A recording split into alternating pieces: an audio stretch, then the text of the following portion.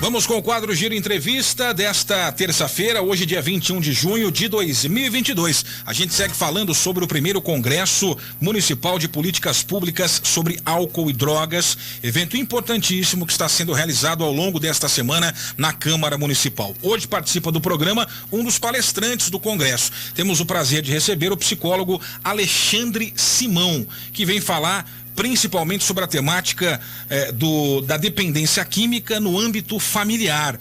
Ele atua, inclusive, em equipamentos da assistência social da Prefeitura de Santa Cruz, junto a grupos de trabalho, especificamente sobre este assunto, e vai trazer um pouco da sua experiência do dia a dia para você, ouvinte da 104. Vai falar um pouco sobre o tema da palestra dele, tudo isso a partir de agora. Alexandre, obrigado por aceitar o nosso convite. Seja bem-vindo, tudo bem?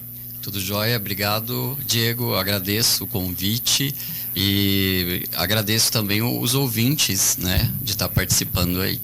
Fala um pouquinho pra gente da sua formação, Alexandre, a sua atuação dentro da Prefeitura Municipal, os grupos que você atende, e como é que hoje é o seu trabalho nessa temática, né, da questão do álcool e droga em Santa Cruz. Bom, eu sou formado em psicologia, eu sou psicólogo da prefeitura. Eu entrei em 2010 e já entrei direto trabalhando no que a gente chama de CREAS aqui no município. Sim. Que é a Proteção Social Especial. E no CREAS, pelo fato de atender pessoas em situação de rua e casos mais relacionados à violência doméstica, a todo momento, praticamente todos os atendimentos, a questão da dependência, do uso ou abuso de drogas era sempre recorrente. E a partir, né, também era um momento que o próprio governo, a partir, né, de várias internações que aconteciam de forma de insucesso, eles começaram a pensar, precisamos fazer alguma coisa, né? Porque até a fala que vinha até então era sempre de que as pessoas queriam internação, né? Sim. São o primeiro contato, e isso até hoje ainda acontece, no primeiro contato, seja ou o próprio dependente ou familiar procura já querendo fazer a internação da pessoa. Certo. E não é bem assim, né? Então a importância desse congresso, inclusive, é mostrar, né, para a sociedade que existem outras possibilidades, claro, para a questão da dependência química, que ela é uma doença, que ela não tem cura, mas ela tem tratamento e ela tem um controle. E esses grupos, ele acontece para apoiar tanto o dependente quanto o familiar nessa questão do controle. Ontem, inclusive, esse tema veio à tona na entrevista que a gente fez com o vereador Cristiano Tavares. Foi interessante porque ele, até de maneira muito confessional, ele expôs a situação dele como alguém que como você disse, não há cura. Então a gente pode classificar como um dependente químico em recuperação, sóbrio, já há muito tempo. Eu imagino que seja a definição médica mais correta. Mas teve uma fase muito crítica, chegou a ser preso até por tráfico de drogas, mas se recuperou buscando auxílio profissional, e também a questão espiritual, no caso dele em especial, foi muito importante. E a gente conversava com hoje vereador em Santa Cruz do Rio Pardo, né? E ele contou essa história toda ontem pra gente aqui no programa. A gente falava justamente da situação em que, ao buscar o sistema de saúde ou a buscar ajuda com alguém, né, que tenha talvez condições na ideia da família de dar uma salvação, já num estágio em que a alternativa pensada por todos é a internação. Não tem mais o que fazer, eu preciso internar. E aí a gente discutia, antes de chegar nesse limiar, quais os outros passos que já estão aí disponíveis? Que tipo de tratamento é oferecido no setor público? Que tipo de grupo de apoio que já existe para tentar evitar essa situação limite que eu imagino, né? Queria que você contasse um pouco os grupos que existem, que tipo de abordagem é feita pelo poder público. Essa questão é uma problemática que ainda existe, mas nós tivemos, enquanto profissionais, seja da área da assistência social, da saúde, da educação e do próprio judiciário, sim, e da segurança pública, a gente teve que sentar um momento, isso aconteceu lá em 2011, falando assim, olha, não dá mais, porque aquela pessoa que está doente, está nesse momento crônico do uso, ela também nem sabia onde recorrer, né? Onde que eu vou buscar a ajuda? É no posto de saúde? É na assistência social? É na UPA, né? Então não tinha nada muito definido Sim. nesse sentido.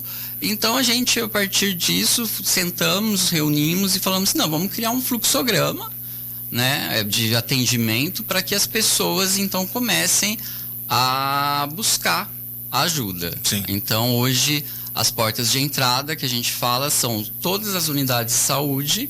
Qualquer pessoa pode chegar lá e relatar no atendimento médico, que aí já inicia, já começa os encaminhamentos de acordo com a questão do uso, né? Faz essa triagem, o médico faz ver, ele relaciona como que tá tudo isso e aí faz os trabalhos.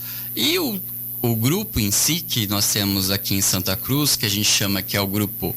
Nós não temos um nome específico do grupo, Sim. mas ele chama Grupo de Apoio aos Dependentes e os seus familiares, que a gente chama de codependentes. Ele acontece todas as quintas-feiras, a partir das 18 horas, lá no postão, que é o posto da, central. Né? Postão da Tiradentes. Da Tiradentes. É o postão central, até pelo fato de ser um local, né, no centro da cidade, para as pessoas se locomoverem mais fácil até lá, Sim. né? E um horário também específico, porque a gente atende pessoas que, de certa forma, trabalham durante o dia, claro. mas são dependentes, e aí, então, teve essa questão de facilitar. E acontece isso desde 2011, de lá para cá, foram mudando os locais, chegamos um período a trabalhar no CAPES, o antigo ambulatório de saúde mental, que era ali perto da Secretaria de Meio Ambiente, Sim. voltamos para o posto, enfim. Foram várias questões, até que hoje a gente pode falar que esse grupo, ele não é mais um projeto, mas ele é um serviço. Perfeito. Então ele é referência, né? Então a gente tem um cadastro lá que já deve ter passado, no decorrer de todo esse tempo, mais de 800 pessoas entre Perfeito. Dependentes e familiares. Que são os codependentes que vocês chamam. É o mesmo grupo, ou agora um serviço, né, devido a essa referência que se tornou, ele atende esses dois públicos? Os dois ou públicos. São reuniões juntas, é uma terapia em grupo, ou são atendimentos separados dos codependentes? Como é que é na prática o dia a dia de vocês? O dia a dia é assim, eles chegam lá a partir das 18 horas, tem um acolhimento, até pelo fato da socialização entre eles claro. Ali, né? A gente faz a triagem, se for o primeiro momento, tem uma psicóloga que faz um acolhimento individual, explicando como claro. Que funciona o grupo, para o familiar lá também, e ela então direciona mais para o individual, né? Depois, se a pessoa já frequenta o grupo, a partir das 6h30, juntamos ali na parte de baixo do posto o grupo que é os familiares. Sim. E na parte de cima, lá tem um espaço grande no posto, é o grupo mesmo que fica outros profissionais que são da saúde, uma psicóloga, 2 psicólogas e uma assistente social, e faz o grupo com os dependentes químicos mesmo. E eu, enquanto psicólogo e mais uma assistente social, ao mesmo tempo conversamos com os familiares. Lá tem familiar que vai sem ter o seu ente tá participando, tem muitos casos nesse sentido. Geralmente quem procura o primeiro é o familiar, né? Então a gente faz esse acolhimento, tudo para depois de algum tempo, alguns meses, né, algumas semanas, conseguir fazer com que a pessoa compareça ao grupo. E tem as pessoas que estão lá, participam junto com o familiar. Então, aí que é o bacana. Sim. Né? Aí que entra um pouco o tema que eu vou falar, da importância que é dentro desse processo de tratamento, né? Que não tem cura, mas tem um controle. E esse controle, ele vai depender não só da pessoa em si, né? Que ela está doente ali, ela vai precisar de alguns nortes, né? Ela vai precisar de algumas mudanças, e isso está dentro da estrutura da família também. Perfeito. Então acontecia muitos casos que as pessoas vão até hoje por uma internação, fica lá, seja ela num hospital psiquiátrico ou numa comunidade terapêutica, fica coisa de 2 meses, 3 meses, 8 meses em comunidade terapêutica, mas a hora que voltava, esse familiar não estava preparado para essa volta. Então a gente tem relatos assim de que famílias assim até recebiam com festas, né? Aí churrasco, sim, bebidas, e aí já né? Chega tinha a ser irônico. Na melhor das intenções, eu imagino, mas exato, é como assim. Se fosse uma questão de festejar, né? Esse momento, mas eles não se prepararam. E aí a mesma rua, o mesmo movimento, claro, as mesmas situações. E aí então a grande chance deles irem para uma recaída era grande. Perfeito. Né? Então o trabalho nosso junto com os familiares é que evitamos, a gente trabalha com a metodologia de redução de danos a princípio, né? Diferente das outras metodologias, o congresso está sendo legal por causa que está mostrando as outras abordagens, que o pessoal da pastoral fala, o Narcóticos Anônimos. Sim. Ontem nós tivemos o pessoal lá de Marília falando sobre o amor exigente, e cada um segue uma metodologia. Perfeito. Nós, por sermos profissionais do SUS, a gente tem algumas diretrizes também em algumas coisas relacionadas à espiritualidade que a gente não pode estar trabalhando lá. Não é o caminho de vocês. A gente não incentiva, claro, né? Temos que incentivar, mas não necessariamente trabalhar isso em relação, né? Então, essa que é a diferença da metodologia dos demais grupos aqui que acontece. Mas nós somos todos parceiros. A gente sem fala dúvida, assim que não existe grupo melhor ou pior.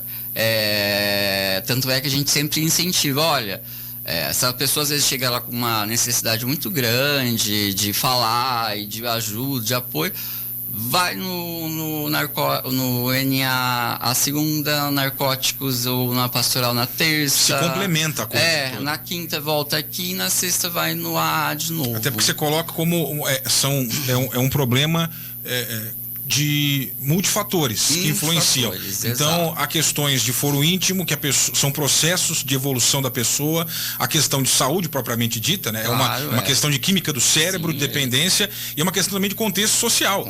Então, às vezes, além dos vários tratamentos, as várias abordagens, a depender de cada caso, facilita ou não a pessoa conseguir encontrar o caminho e controlar, né? Não curar, mas controlar a sua dependência química. Confirmando a hora certa, 12h59. Para quem chegou agora, nosso convidado ao vivo aqui no programa é o psicólogo Alexandre Simão. Estamos falando sobre o primeiro congresso de políticas públicas sobre álcool e droga, o congresso municipal que está rolando na Câmara de Santa Cruz ao longo de toda esta semana. Amanhã, quarta-feira, o Alexandre vai ser o palestrante. A partir das 20 horas, é isso? A partir começa às 7 horas. Às 7 horas. Com relatos do pessoal. Perfeito. A minha palestra começa às 7h30 e depois tem uma outra de um outro. Perfeito. Sobre esse assunto, se você tiver alguma dúvida, alguma pergunta, vai mandando aí no WhatsApp 997726104. Tá apenas começando a entrevista, pode participar, mandar sua pergunta, sua observação, fique à vontade. Ô Alexandre, nessa questão do dependente químico e família, imagino que ao longo desses anos todos, você e os seus colegas profissionais devam ter se deparado com muitas situações das mais variadas, e imagino inclusive tristes, evidentemente. Você está falando de uma doença que também promove impacto social. Eu quero perguntar sobre isso. Quais que são os maiores impactos da dependência química no seio familiar? Tanto para o doente como para as pessoas que o cercam. Existem casos e casos, mas de maneira geral, o que vocês podem trazer de relato sobre os principais reflexos da dependência química dentro da família? Como você falou, né, que existem diversos fatores para a pessoa fazer o uso da droga, e aí a partir disso partir para um uso mais abusivo, até se tornar um dependente.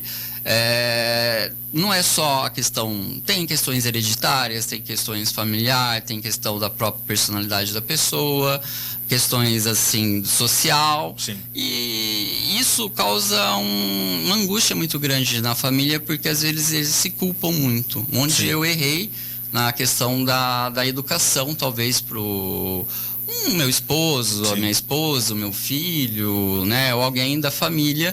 E aí, então, o sentimento de culpa que eles chegam é muito grande, né? Mas por quê, né? De certa forma, eu tenho outros filhos, ou tive outros relacionamentos e não aconteceu isso, por que foi acontecer agora? Então, não tem, de certa forma, uma resposta, né? Existem algumas questões que são favoráveis, né? As pessoas, às vezes, elas têm, desde o início, começou a fazer geralmente o uso do álcool, inclusive nessa época, em 2011, quando começou esse trabalho, o governo federal estava fazendo, que o crack estava, né, em termos como se fosse uma epidemia mesmo, do crack. Né? Então eles fizeram um trabalho, e aí nesse trabalho concluiu-se que sim, tem problema com o crack, mas o que mais impactava na saúde era a dependência em álcool. E é o que prevalece no nosso grupo também, a dependência em álcool. E aí, predominante. Predominante a dependência. Exato. E aí isso causa o que a gente chama de várias comorbidades, seja física, orgânica, e aí envolvimento com a justiça, né? Muitas das drogas, elas são ilícitas, mesmo que seja a maconha, que hoje o pessoal tá, né? Não é tão escondido o uso mais, que nem era antigo, alguns 10, 15 anos. Tem sido socialmente mais aceita, apesar da ilegalidade. Exato.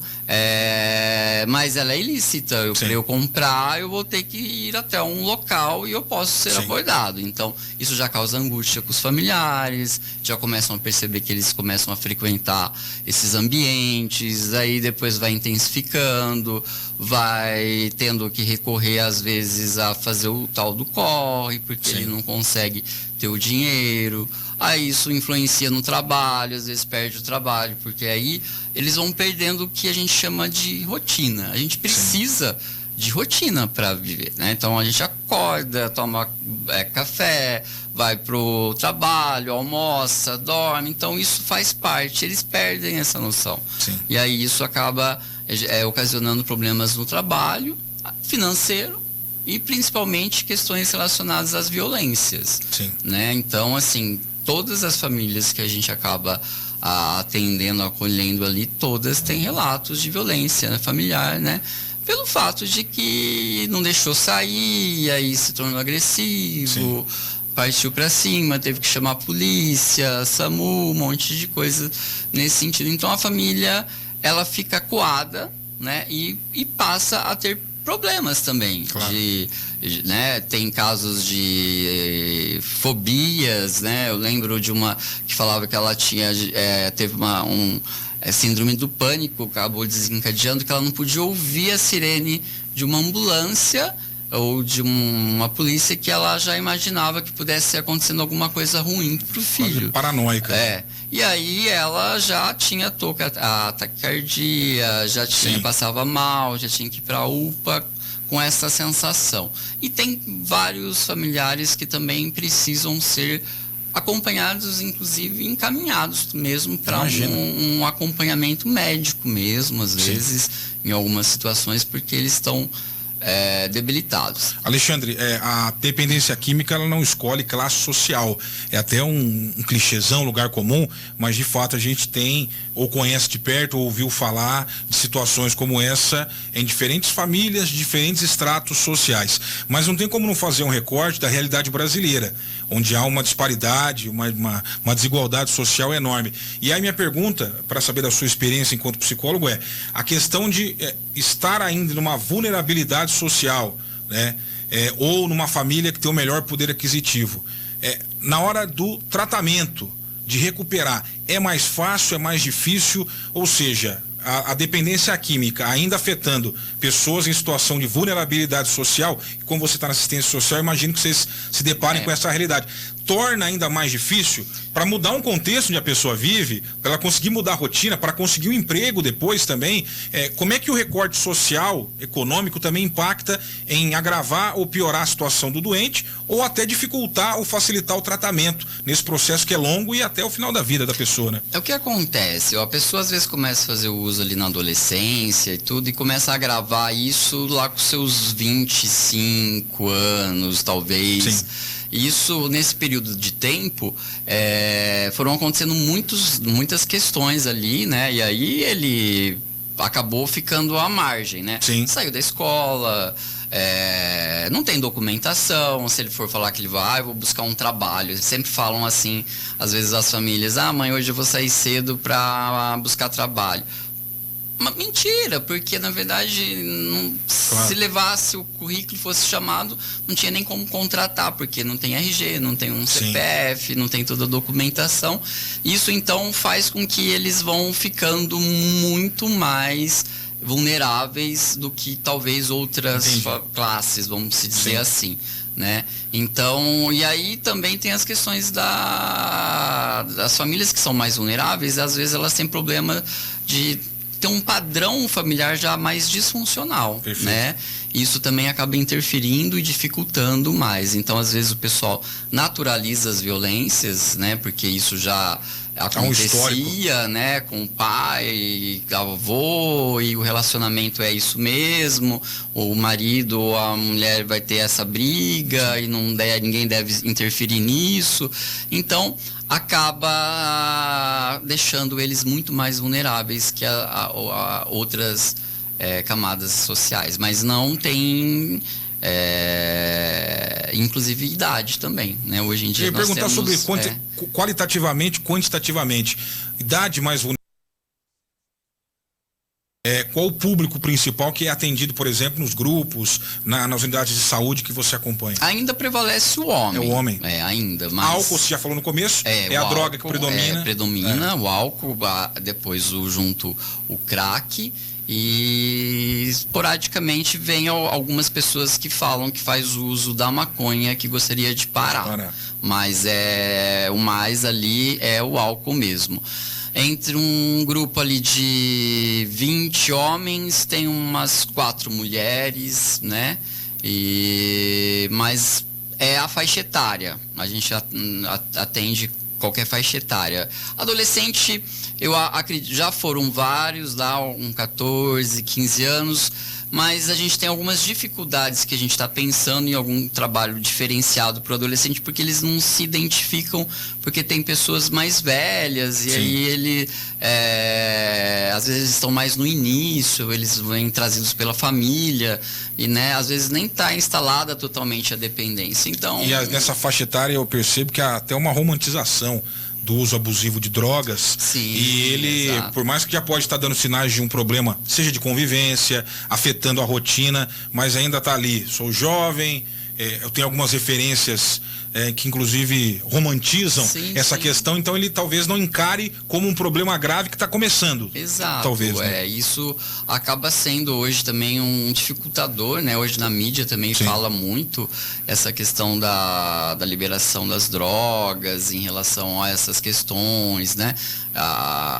Hoje é difícil você conversar com um adolescente, principalmente, em relação à questão da maconha. Sim. Né? Então, por isso que é importante os pais, inclusive, participar às vezes quando está com um adolescente, até para eles aprenderem a terem argumentos para explicar, né? Sim. Que qualquer medicação, inclusive se for usado de forma que altere a questão do sistema nervoso, ela também vai fazer mal, né? Qualquer abuso de qualquer substância psicoativa vai fazer mal. Então, independente de ser a maconha ou outras drogas.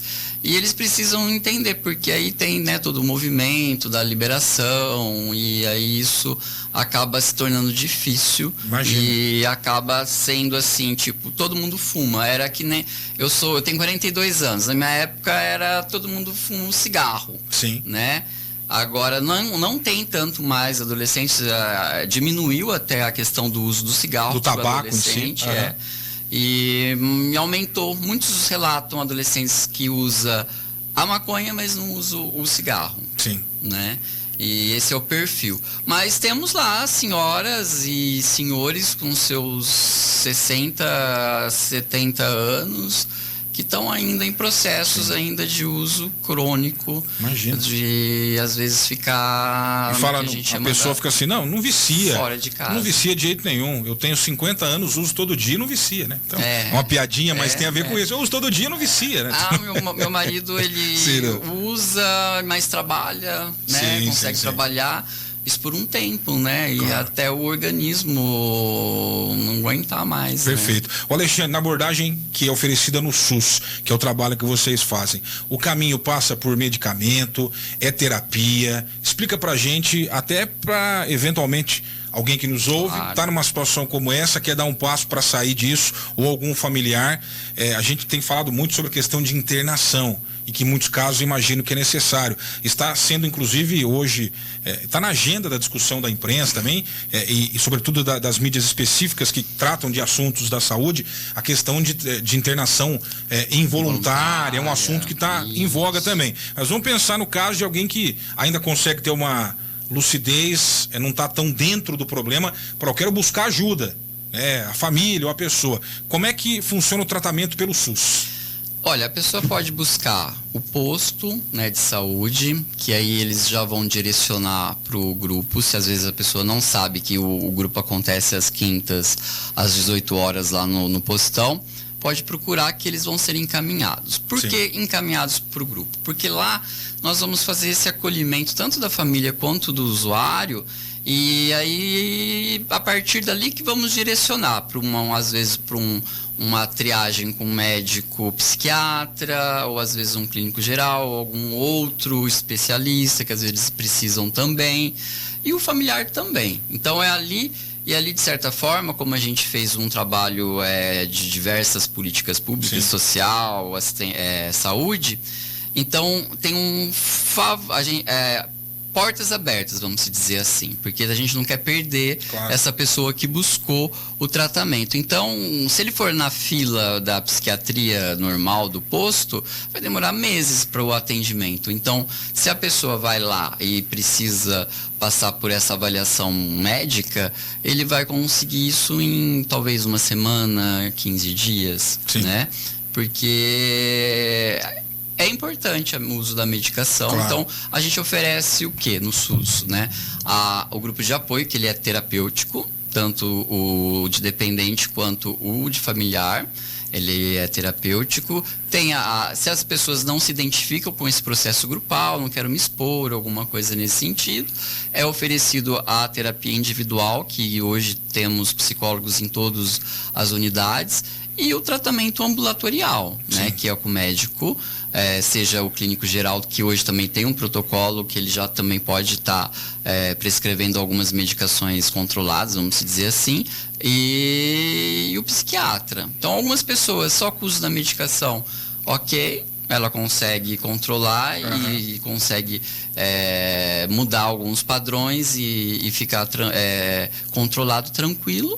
Outras pessoas precisam, além da medicação, a participação de um processo grupal, porque às vezes tem problemas com a família, alguma coisa nesse sentido. E aí tem, em alguns casos, né, que a gente chama última instância, as internações. Então, se for acontecer hoje, ontem o promotor deixou muito claro lá que para acontecer involuntário ou a compulsória, você não pode não ter tido tentativas anteriores. Perfeito. Então, essa família obrigatoriamente tem que ter cadastro num posto, tem que ter tido uma tentativa de agendamento com médico e grupo de apoio, todas as etapas antes até para ser elaborado esse relatório que a gente chama, para que aí em cima disso o juiz libere, senão porque acontecia muito isso, a pessoa às vezes ia lá no fórum aí chegava no posto de saúde, não tinha nem prontuário, geralmente essas pessoas nem buscam atendimentos médicos, né? Então não tinha nada, aí o juiz não liberava porque não foi tentado outros tipos de tratamento. Então a gente oferece terapia grupo, individual e o tratamento ambulatorial. E em casos de internação, a gente tem os hospitais psiquiátricos que são referenciados pelo SUS, que aí entra lá do agendamento pela CROSS, da UPA, que fica responsável.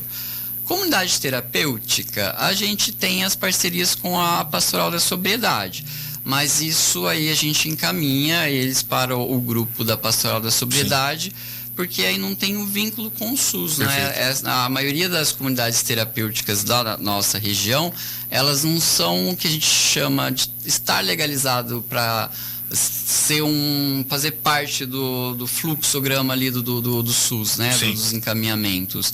Então aí a família tem que ir por conta própria, sim, né? E a comunidade terapêutica, ela também, ela não é involuntária que eles fazem a internação, a pessoa precisa querer ir lá. Querer. Perfeito. O Alexandre, quando a gente pensa nesse abuso de drogas, na dependência química, ela é geradora de diversos problemas, ou no contato que vocês têm diário com os dependentes, ela acaba sendo a consequência de outros problemas na vida do dependente químico, sejam de ordem social, psicológica, e acaba sendo a droga o caminho usado por essa pessoa para tentar suplantar algum tipo de trauma ou alguma válvula de escape. É o problema ou a raiz?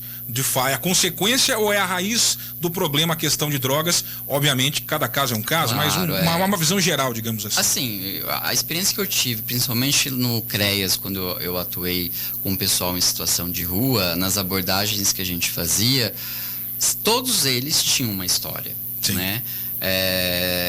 Seja um conflito de relacionamento, uma perda ali de trabalho, alguma coisa nesse sentido, ou um adolescente que às vezes começa a ter envolvimento com o tráfico, ou então com o uso.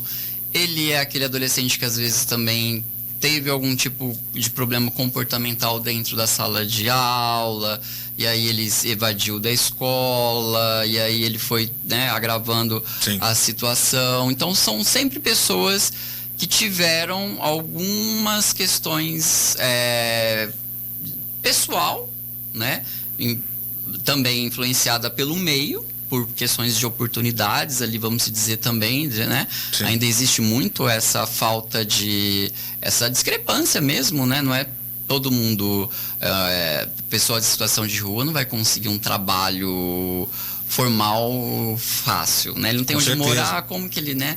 Ele vai fazer para ele ficar ali e receber o primeiro salário? Então é muito mais difícil, sim, né? Nessas questões. Mas todos eles têm histórias anteriores e que o uso da droga foi como um alívio ali, sim, para uma angústia, traumas, abusos, violências, né? Tem raras questões que são de questões de experimentar, né?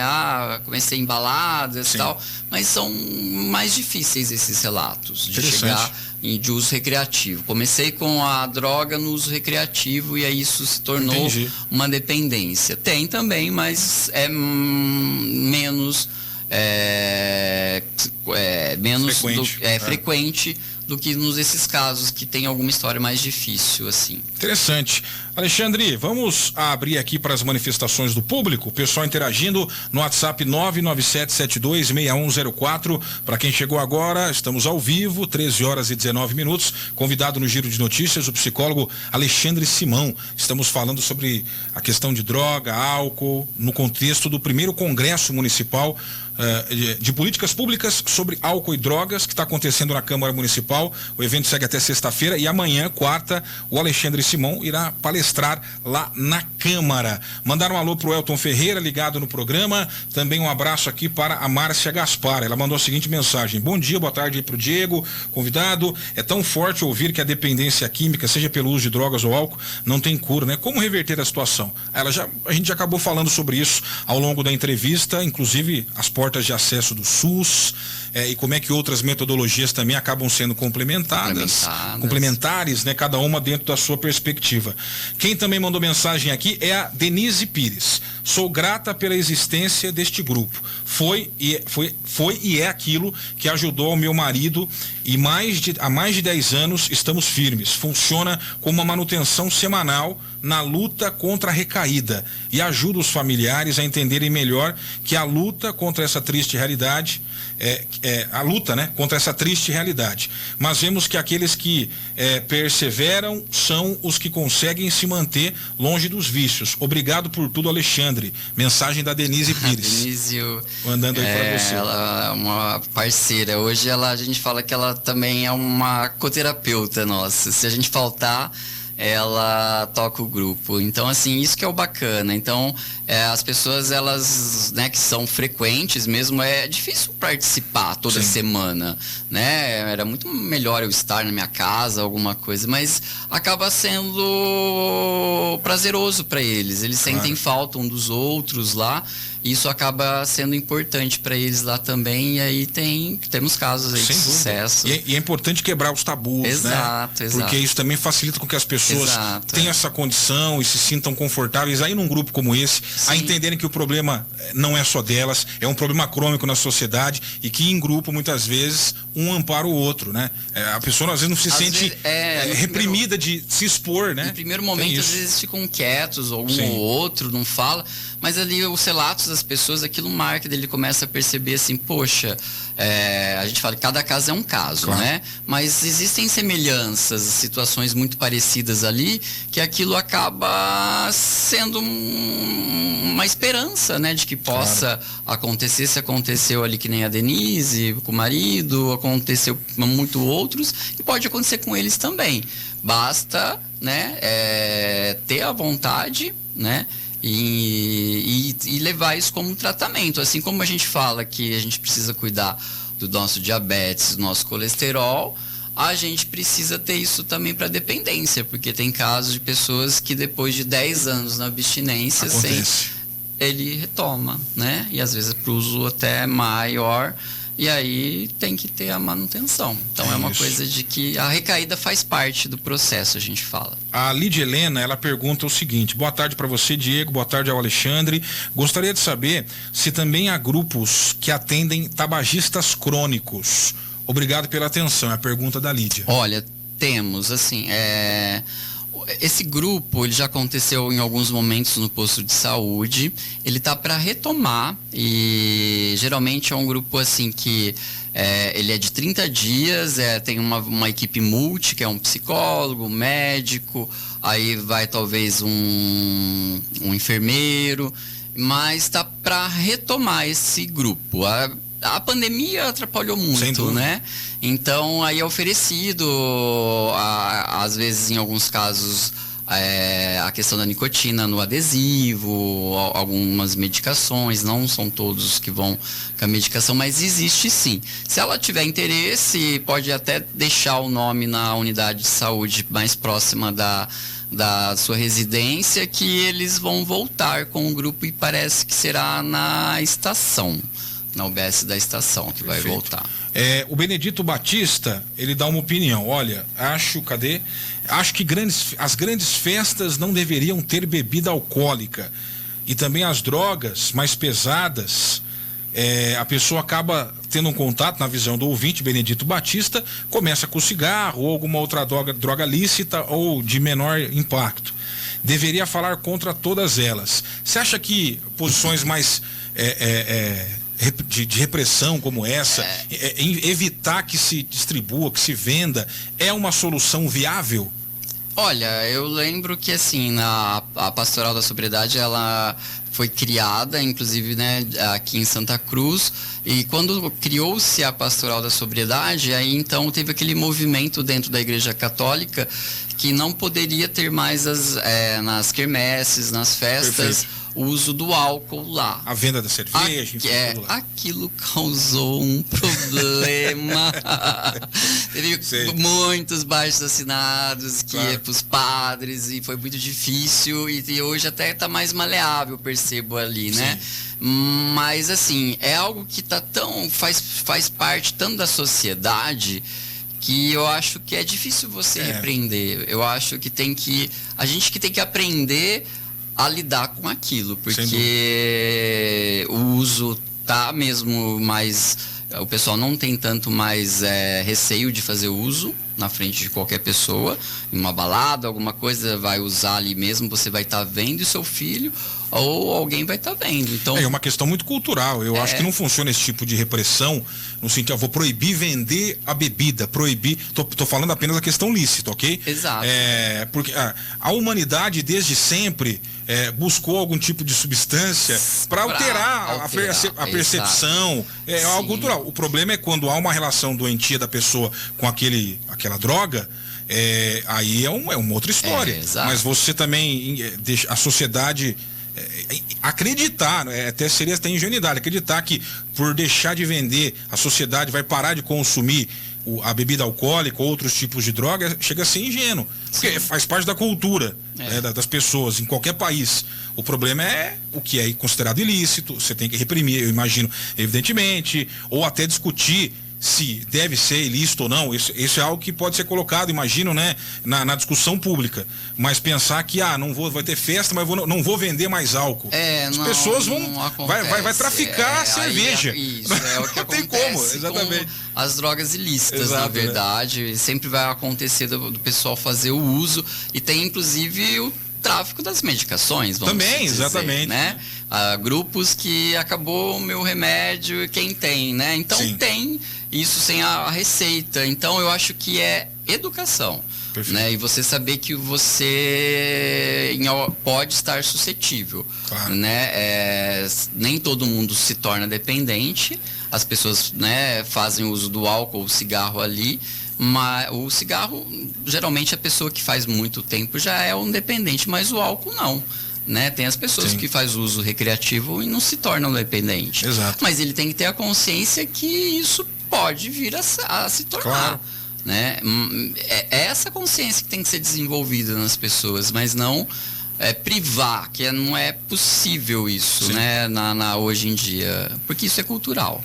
Uma última manifestação, nosso ouvinte Shell, ele compartilha a experiência dele, diz que fumou por 23 anos, faz 13 que não fuma mais, parou, não foi fácil, mas segundo ele parou na raça, sem remédio, na força de vontade. Que bom, sucesso aí pro Shell, que ele continue sem o cigarro, mas também é diferente do que a gente fala sobre dependência química, não deixa de ser dependência química também, o tabaco, né?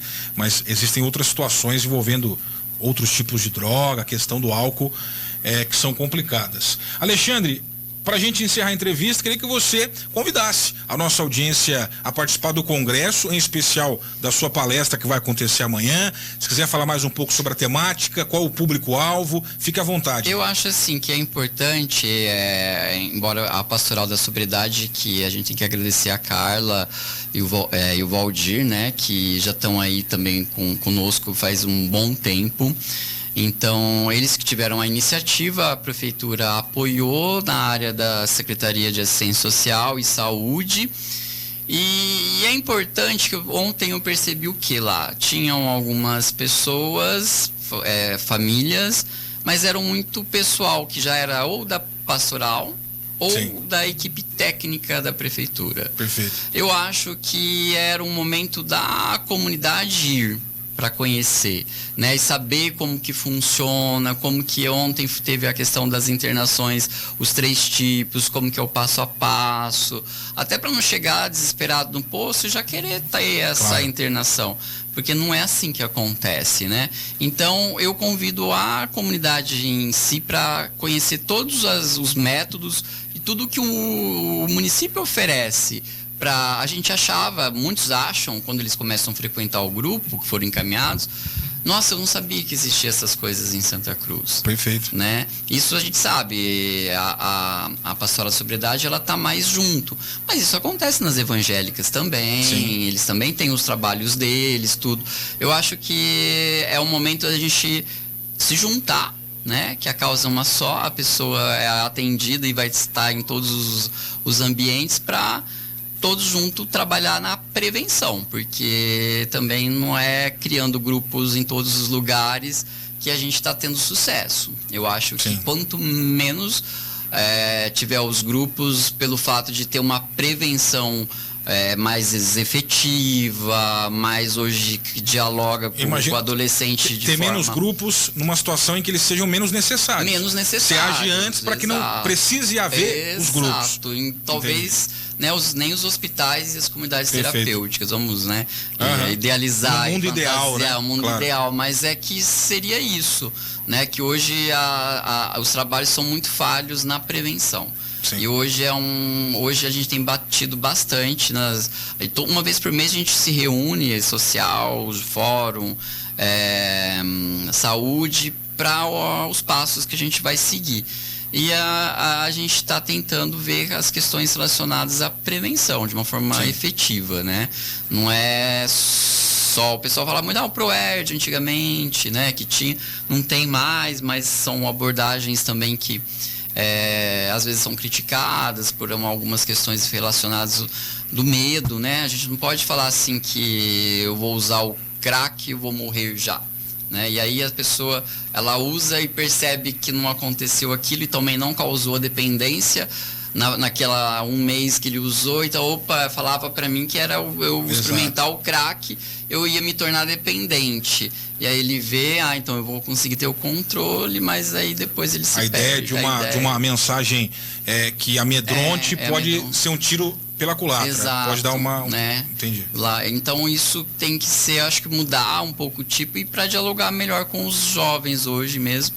E oferecer fator de proteção, né? Seja na área da cultura, esporte, lazer, que não existe trabalho de prevenção de violências e de álcool, drogas e qualquer outra coisa se não tiver educação, esporte, lazer, né? E lugares para os adolescentes irem para externar essa energia que eles têm mesmo, né? Perfeito. E questões de transgressão sempre vai acontecer aí nessa faixa etária, mas se existir sempre projetos, programas, enfim, ajuda. Alexandre Simão, psicólogo, ao vivo conosco no Jornal Giro de Notícias, ele que atua no CRAS da estação. Exato. E também nos grupos de apoio a dependentes e codependentes químicos aqui de Santa Cruz, reuniões que acontecem no Postão da Tiradentes, todas as quintas? Todas as quintas, 18 horas. 18 horas, está dado o recado. Amanhã a palestra do Alexandre no 1º Congresso Municipal de Políticas Públicas sobre álcool e drogas, evento que rola a semana toda na Câmara Municipal, começa a depender do dia às 7, 7h30, 8 horas, a entrada é franca, aberta a toda a comunidade. Aproveitem, vamos discutir esse assunto e aqueles que buscarem mais conhecimento, tá aí uma grande chance de justamente aprender sobre diversas metodologias, abordagens de um assunto que é super complexo. O Alexandre, obrigado, viu? Sucesso no seu trabalho. Conte sempre com a 104 FM e até a próxima. E com a gente também. Muito obrigado a todos. 13h mais 33